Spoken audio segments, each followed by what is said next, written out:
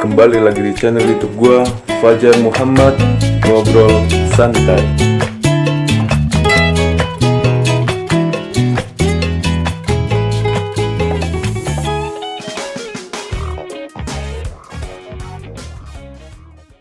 Assalamualaikum warahmatullahi wabarakatuh. Kembali lagi di channel YouTube saya, di channel Fajar Judo. Udah lama aku gak bikin konten lagi. Jadi kali ini aku mau bikin konten video sekaligus untuk sebagai tugas kuliah. Kali ini mau mengangkat tema atau topik tentang mahasiswa perantauan, dan kali ini kita akan ngobrol-ngobrol ngalir bersama narasumber saya, Mas Syafi'i. Beliau ini mahasiswa UIN Sunan Kalijaga Yogyakarta dan juga aktif di berbagai organisasi ya Mas. Ya, langsung saja bersama Mas Syafi'i. Assalamualaikum Mas. Gimana kabarnya? Sehat? Alhamdulillah baik. Bicara tentang mahasiswa perantauan nih. Sebelumnya asalnya dari mana Mas Syafi'i? Saya itu dari Kalimantan Barat. Kalimantan Barat, kuliah di Jogja. Kuliah di Jogja di UIN Sunan Kalijaga. Jurusan apa Mas? Jurusan studi agama-agama, kalau dulu itu namanya perbandingan agama. Udah berapa tahun tuh di Jogja? Saya itu 2016 17 Agustus itu saya datang di Pondok Pesantren Suni Darussalam dan kemudian mukim. Nah itu sekitar itu saya 2016 saya di Jogja ya sampai sekarang 2022 itu Belum pulang-pulang. ya belum pulang gitu karena belum apa yang diinginkan belum tercapai. Namanya masih ngerantau ya, sesuai topik kita ya. Ya masih merantau. Benar-benar. Berarti sekarang status pendidikannya menempuh pendidikan di Jogja. Ya. Oh iya. Kenapa, kan dari Kalimantan nih? Emang di sana nggak ada universitas, kenapa milih di Jogja? Kenapa dong? Nah itu pertanyaan yang bagus. Saya sering ditanya tentang itu. Apakah di Kalimantan Barat itu tidak ada universitas atau lembaga pendidikan yang lainnya? Saya jawab bahwasanya di Kalimantan itu banyak pendidikan, universitas itu banyak. Cuma saya tertarik dengan Jogja, bahwasanya Jogja istimewa. Istimewanya di mana? Salah satunya adalah Jogja Kota Pelajar. Saya tertarik dengan slogan itu, bahwasanya pendidikan di Jogja itu memang luar biasa. Ketika saya berangkat dan saya ke sini kemudian mencari ilmu atau ilmi, itu memang Jogja itu benar-benar kota pelajar, di mana semuanya orang-orang di sini terpelajar. Terpelajar itu tidak harus berkaitan dengan gelar, tetapi terpelajar itu berkaitan dengan kebudayaan, etika dan sebagainya. Itu memang Jogja mempunyai peradaban yang luar biasa dalam pendidikan, terutama pendidikan akademik itu sangat luar biasa. Benar. Memang Jogja itu julukannya kota pelajar, jadi banyak pelajar-pelajar luar Jogja atau luar bahkan Pulau Jawa itu banyak yang ke Jogja ya. Ya, selain kota pelajar, dan juga katanya makanannya murah-murah juga. Nah iya, itu keistimewaannya juga adalah makanannya itu terbilang sangat murah. Gitu. Terus selama di Jogja nih sebagai mahasiswa aktif di mana aja Mas? Saya di Jogja selain menempuh pendidikan di UIN Sunan Kalijaga itu sebagai mahasiswa ya tentunya, saya juga di beberapa organisasi. Sebelum di organisasi juga saya menempuh pendidikan di Pondok Pesantren Suni Darussalam. Itu saya mukim dan tinggal situ, belajar dengan Pak Yai Ahmad Fatah, juga Pak Yai Hanifan Muri. Saya belajar dengan beliau di Pondok Pesantren ini. Nah, pengalaman berorganisasi saya itu tidak banyak-banyak juga. Ada beberapa lah. Saya pernah ikut di GMNI ya, Gerakan Mahasiswa Nasional Indonesia. Terus itu organisasi kampus itu juga, tapi nggak tahu ya sudah diakui atau belum. Tapi intinya adalah organisasi kemahasiswaan. Kemudian yang selanjutnya adalah di di organisasi dulu juga pernah mau masuk kami, Kesatuan Aksi Mahasiswa Muslim Indonesia. Cuma ada beberapa kendala lah, problem, saya tidak jadi masuk. Kemudian saya juga di organisasi organisasi kemuhammadiyahan, IMM, Ikatan Mahasiswa Muhammadiyah itu ya, di Fakultas Usuluddin. saya ikut di situ, dan ya lumayan agak aktif juga, jadi pengurus di bidang intelektual juga. Kemudian di Ekjat Kuntowijoyo juga di Kemuhammadiyahan, kader Muhammadiyah, mahasiswi itu ya, saya juga jadi pengurus juga di bidang intelektual juga. Kemudian juga di di kepengurusan pondok tadi itu juga saya aktif menjadi pengurus. Kemudian di IPNU IPPNU juga saya mengikuti organisasinya itu. Terus kemudian di Ansor saya juga ikut.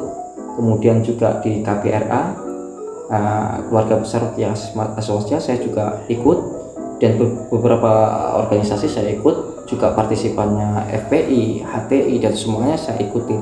Saya juga ini sangat Pinggir jurang nih organisasinya. banyak juga organisasi saya ikutin itulah, tapi ya itu saya untuk tolabul ilmu, untuk belajar, untuk mengetahui lebih mendalam. Juga saya sering itu masuk rumah ibadah agama-agama lainnya. Misalkan di Buddha itu sudah kayak keluarga itu, setiap malam minggu ini, kalau untuk saat ini 2 bulan ini saya sering ke sana untuk belajar. Terus kemudian di GKJ, Gereja Kristen Jawa, saya juga ke sana ya, saya juga datang ya untuk studi. Terus kemudian di Kelenteng Solo saya juga datang. Terus kemudian di mana lagi ya di beberapa tempat lagi lah, itu saya semuanya tempat ibadah saya datangi ya, tujuannya untuk thalabul ilmi, karena sesuai dengan jurusan saya, studi agama-agama. Nah, itu pengalaman organisasi saya, dan ya itu sangat aneh lah kalau menurut orang, kok organisasinya banyak di apalagi di santri NU ya. Tapi yang saya tekankan bahwasanya saya di organisasi itu bukan menjadi penyusup, juga bukan menjadi seseorang yang tetap, tetapi saya di situ sungguh-sungguh untuk thalabul ilmi, Ngambil ilmunya. ya, mengambil ilmunya untuk saya, karena saya suka dengan ilmu. Itu pengalaman saya, Mas Fajar. Tapi yang garis bawahnya tadi, HTI udah bubar ya? Iya, Itu nggak ada lagi di Indonesia. Jadi juga dengan FPI yang sudah bubar. Tetapi saya tidak menafikan bahwasanya ideologi pemikirannya tidak bisa hilang. Saya di partisipan di HTI ataupun di FPI, saya tidak mengikuti sepenuhnya, tapi saya belajar sama mereka, mengambil ilmunya, sehingga saya punya pandangan-pandangan yang sangat luas tentang keislaman, tentang keindonesiaan dan sebagainya. benar. Jadi ya penting banget kita ikut organisasi ya. Jadi selain mengambil ilmu di pendidikan kuliah, jadi kita juga ngambil ilmu di organisasi. Iya, itu sangat penting. Terus menurut Mas Syafi ini seberapa penting sih ikut organisasi kita sebagai mahasiswa? Karena kan banyak nih mahasiswa yang bahkan nggak aktif sama sekali di organisasi, ya berangkat untuk kuliah, pulang ya langsung pulang ke kosan lagi. Itu seberapa penting kita mengikuti organisasi? Iya, jadi seberapa pentingnya mengikut organisasi itu kewajiban seseorang yang tinggal di dalam ruang lingkup sosial, ruang lingkup kehidupan dimanapun itu pasti ada struktur organisasi. Seperti di kenegaraan kita, masyarakat itu kan sudah ada. Kalau tidak menjadi RT RW, kita menjadi warga.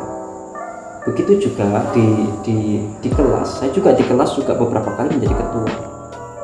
Dan macam saya juga ngajar di sekolah madrasah sini, MTS, kemarin juga di madrasah aliyah. Jadinya organisasi itu penting untuk membentuk diri menjadi seseorang leadership, untuk memahami situasi, untuk memahami karakter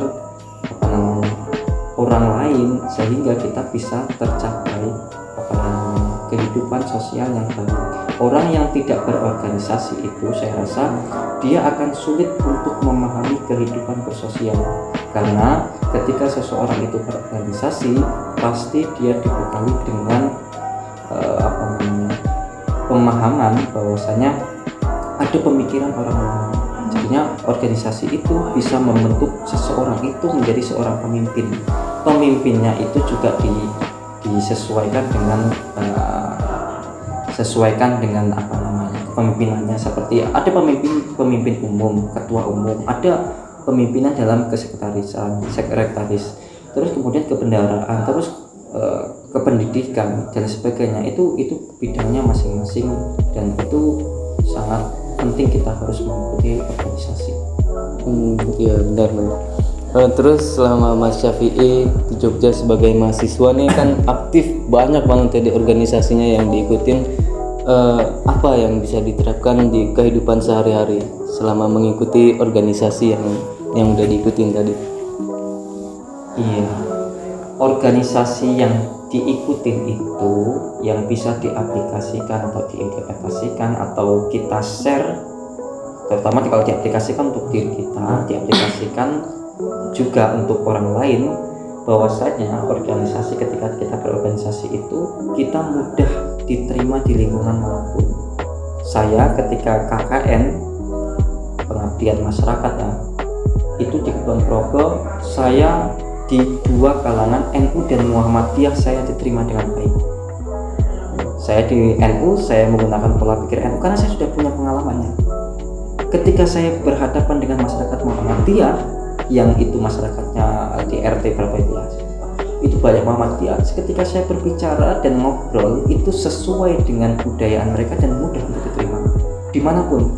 Ketika saya berbicara dengan orang HTI, saya mudah untuk diterima. Ketika itu siapa tahu kita punya misi atau pemikiran-pemikiran yang itu sangat luar biasa, positif, baik, kita bisa memberikan meng-share kepada mereka. Kunci pertama ketika kita mau berdakwah atau memberikan seseorang pengetahuan adalah satu, diterima dulu. Ketika implementasi, saya merasakan untuk diri saya sendiri dampak dari berorganisasi. Saya tidak mudah juga ya, saya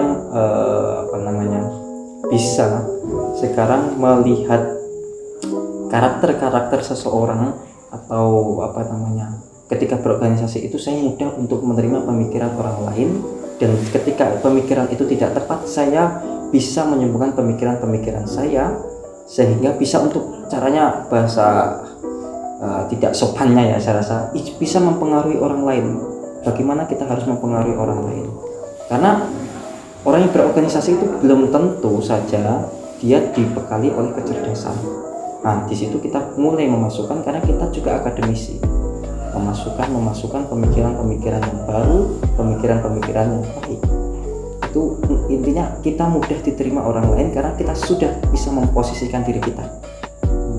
Ketika terjun di masyarakat, nanti pulang ke rumah lah bahasanya, kita itu mau disuruh apapun bisa, ngomong di depan orang banyak bisa, misalkan suruh pidato gampang saja, sambutan gampang saja, ketua panitia gampang saja, karena itu kan sudah terbiasa di organisasi. Apabila diangkat jadi lurah kampung itu biasa, kepala desa, maupun diangkat jadi presiden juga gampang. Nah itu kan kita sudah punya pengalaman situ. Yang mungkin kita harus itu adalah selain pengalaman adalah pengetahuan, ilmu. Kalau kita mau jadi presiden sudah punya pengalaman di organisasi, kita menjadi pemimpin misalkan, tetapi jangan lupa harus diimbangi dengan ilmu. Kalau nggak punya ilmunya menjadi presiden, ya yang sesuai dengan ilmu kita. Nah begitu implementasinya, begitu, atau pengaplikasiannya. Jadi kalau ikut organisasi itu kita harus diimbangi dengan ilmu pengetahuan juga. Tapi kan kita juga di organisasi itu juga kan belajar juga kan tentang bagaimana berorganisasi. Selanjutnya bagaimana pandangan Mas Syafi'i terhadap mahasiswa yang dari perantauan luar Jogja nih? Kalau saya memandang itu kan malah sekarang banyak mahasiswa yang circle-nya itu malah buruk gitu, kayak ya kayak kuliah cuman kuliah, pulang ya pulang, tanpa aktif di kegiatan lain-lainnya, malah aktif nongkrong, keluar malam, pulang malam, malah boros gitu. Bagaimana pandangan Mas Syafi'i, dan terus apa harapan dan pesan untuk kita sebagai mahasiswa perantauan dan mahasiswa lainnya? Iya, pandangan saya mengenai anak perantauan atau mahasiswa perantauan yang mencari ilmu di Jogja, itu yang menurut pandangan Mas Fajar tadi, bahwasanya banyak yang menyia-nyiakan waktu hanya untuk nongkrong, menghabiskan waktu untuk ngopi, lupa dengan tanggung jawabnya, dengan tugasnya dari rumah. Kan itu kan tugas amanah dari orang tua untuk belajar, dan kita harusnya melaksanakan itu. Nah, orang yang seperti itu juga, saya kembali tadi ke berorganisasi. Terkadang orang yang berorganisasi itu akan lupa juga dengan kuliahnya. Banyak orang yang ngopi-ngopi itu adalah circle-nya sama, organisasi A, organisasi B, kumpul bersama, sehingga lupa dengan tugas kuliahnya. Tetapi ada juga orang yang terlalu fokus dengan kuliahnya, lupa atau tidak mau ikut berorganisasi. Yang tepat adalah keduanya dicoba diseberangi atau diikuti dengan baik. Jangan lupakan prioritas kita, bahwasanya ke Jogja mau cari ilmu, ya kuliah itu yang nomor satu. Apakah di organisasi bukan tidak ada ilmu? Ada, itu hanya penunjang kita untuk semangat mencari ilmu lagi. Jadinya organisasi itu adalah penunjang atau sebagai membuat kita bahagia, untuk senang-senang, untuk merefreshkan kita ketika di kelas suntuk, kita bisa organisasi, bisa dan sebagainya. Itu keduanya harusnya menunjang, tidak bisa, jangan memisahkan, jangan juga terlalu memilih salah satunya, tapi disesuaikan tahapannya, disesuaikan dengan kebutuhan kita yang dari awal kita perlukan, tujuan kita lah, intinya seperti itu. Jadinya kalau untuk teman-teman yang mahasiswa yang sudah bahasanya itu lalai atau tujuannya sudah melenceng, hanya menghabiskan waktu di warung kopi, nongkrong, saya harap ya diperbaiki niatnya, diluruskan lagi tujuannya. Yang kuliah, belajar, habiskan waktumu untuk belajar, bukan hanya bermain-main. Itu saya rasa mahasiswa harusnya seperti itu. Apakah tidak ngopi itu tidak boleh? Ya boleh, tetapi sesuaikan waktumu. Ingat, waktu itu bagaikan pedang. Apabila kita menggunakan pedang itu dengan baik, maka kita bisa membunuh, menebas musuh kita. Musuh kita apa? Rasa malas. Musuh kita apa? Musuh kita itu ya rasa malas, malas untuk belajar, malas untuk berorganisasi, malas untuk mengerjakan tugas dan sebagainya. Itu maka bunuhlah rasa malasmu. Atau pedang itu bisa jadi adalah musuh dalam dirimu sendiri. Bisa jadi membunuh dirimu dengan apa? Dengan merasa pede. Wah, gampang kok kuliahnya. Gampang ini kok, nanti bisa ini, bisa itu, nanti bisa minta tolong dosen, bisa minta tolong ini, bisa ini dan sebagainya. Itu nggak tepat. Jadinya ya ayo kita bareng-bareng memperbaiki citra dari kita sendiri, mahasiswa yang dari perantauan, dari manapun, mau dari Kalbar, mau dari mana lah, Sumatera. Ayo kita buat harum tempat tinggal kita dengan kita bersungguh-sungguh di sini. Juga membuat bangga orang tua kita yang sedang menunggu kita sukses di rumah, pulang dengan membawa kesuksesan yang dirindukan oleh orang tua. Nah, harapan saya, pesan saya ya untuk teman-teman yang kuliah di Jogja ini, ketika nanti sudah sukses, harapan saya bisa mengabdikan diri kepada masyarakat. Ketika kita punya tempat tinggal, kita pulang ke tempat tinggal itu untuk mensukseskan masyarakat di situ, untuk membantu mencerahkan pemikiran-pemikiran masyarakat di situ. Kalau punya pemikiran yang cemerlang, kita tuangkan, kita share kepada masyarakat situ. Pulang dengan membawa ilmu dan di-share. Harapan saya semuanya bisa mengajar semuanya, mengajari orang yang belum sempat belajar. Ya itu harapan saya, pesan saya, jangan sia-siakan waktu buat teman-teman. Mungkin seperti itu kalau mengenai pesan dan harapan saya. Iya, luar biasa tentang pesan dan harapannya. Ya mungkin obrolan kita sampai di sini tentang mahasiswa, ya baik itu yang dari perantauan dan untuk teman-teman mahasiswa semua. Jadi kita sebagai mahasiswa, mari kita kembali ke jalannya, ke tujuan kita masing-masing. Yang buat kita semua yang udah menyimpang jauh dari tujuannya, mari kita kembali lagi di jalan yang benar, jalan yang lurus. Kita sebagai mahasiswa harus sadar, kita sebagai mahasiswa apalagi yang perantauan, kita ini adalah harapan dari orang tua kita yang paling utama itu. Orang tua kita mengharapkan anaknya pergi jauh-jauh kuliah untuk menuntut ilmu, ya semoga pulang menjadi sukses atau bermanfaat bagi sekitarnya. Buat teman-teman semua, jadi mari kita semangatkan lagi menuntut ilmunya. Menuntut ilmu ya enggak hanya di sebagai mahasiswa di kelas, tapi kita juga harus aktif berorganisasi sebagaimana yang disampaikan Mas Syafi'i tadi. Ya mungkin sampai di sini aja obrolan kita tentang mahasiswa, semoga bermanfaat. Terima kasih. Assalamualaikum warahmatullahi wabarakatuh.